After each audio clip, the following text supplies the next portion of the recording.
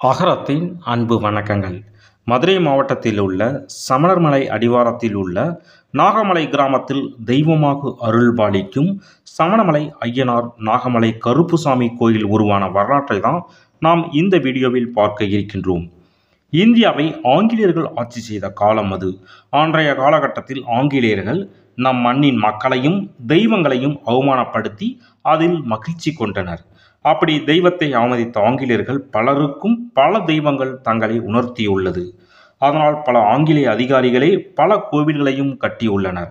அப்படி கருப்புசாமி ஒரு ஆங்கிலேய அதிகாரியிடம் தன்னை உணர்த்தியுள்ளார். அது எங்கு நடந்தது, அதன் பின் அந்த ஆங்கிலேய அதிகாரிக்கு நடந்தது என்ன போன்றவற்றை தான் நாம் இந்த வீடியோவில் பார்க்க இருக்கின்றோம்.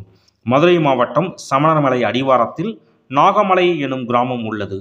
அங்கு புகழ்பெற்ற ஐயனார் ஆலயம் ஒன்று உள்ளது. அதேபோல மலையின் மீது கருப்புசாமி ஆலயமும் உள்ளது. இந்த கருப்புசாமி தான் ஒரு ஆங்கிலேய அதிகாரியிடம் தன்னை உணர்த்தியுள்ளார். அதாவது ஒரு ஆங்கிலேய அதிகாரி அனுதினமும் மதுரை மீனாட்சி அம்மனை அவமதித்து வந்தார். அதனை பொறுத்து கொள்ள முடியாத கருப்புசாமி அந்த ஆங்கிலேய அதிகாரிக்கு பாடத்தை புகட்ட முடிவு செய்தார். ஒரு நாள் வழக்கம் போல அந்த ஆங்கிலேய அதிகாரி மீனாட்சி அம்மன் கோயில் முன்பாக வந்து அம்மனை அவமதிக்கும் வகையில் சிரித்தான். அதனை பொறுத்து கொள்ள முடியாத கருப்புசாமி கோபமுற்று ஆங்கில அதிகாரி அமர்ந்திருந்த குதிரையின் காலை வாரிவிட்டார். மறுகணமே அதிகாரி குப்புற விழுந்தான். தான் கீழே விழுந்ததற்கு குதிரைதான் காரணம் என்று நினைத்த ஆங்கிலேயன் அங்கிருந்து சென்று விட்டான். மறுநாளும் அதேபோல மீனாட்சி அம்மனை அவமதித்த போது மீண்டும் கீழே விழுந்தான். இப்படியே தினம்தோறும் நடந்தது.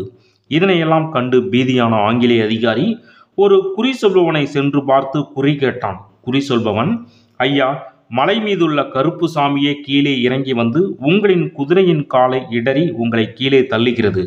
எனவே மலையில் உள்ள கருப்புசாமியை கீழே இறக்கி நாகமலை ஐயனார் கோயிலின் அருகிலேயே பிரதிஷ்டை செய்தால் போதும், கருப்பன் உங்களை ஒன்றும் செய்ய மாட்டான் என்றார். ஆங்கிலேய அதிகாரியும் அதுபோல செய்யவே பிரச்சனை சரியானது.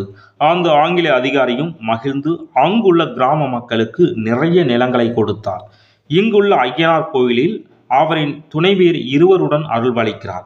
மேலும் அந்த ஆலயத்தில் உள்ள கருப்புசாமியின் பக்கத்தில் விருமனும் காசிமாயனும் கழுவுநாதன் கருப்பாயி அம்மாளும் இருளப்பனும் சங்கலி கருப்பண்ணசாமியும் சோனைச்சாமியும் வீரபத்திர சாமியும் அருள்பாலிக்கின்றனர். மேலும் இது போன்ற கோயில் வரலாறுகள், ஆன்மீக கதைகள் போன்றவற்றை தெரிந்து கொள்வதற்கு மறக்காம நம்மளுடைய சேனலை சப்ஸ்கிரைப் பண்ணுங்க. நன்றி.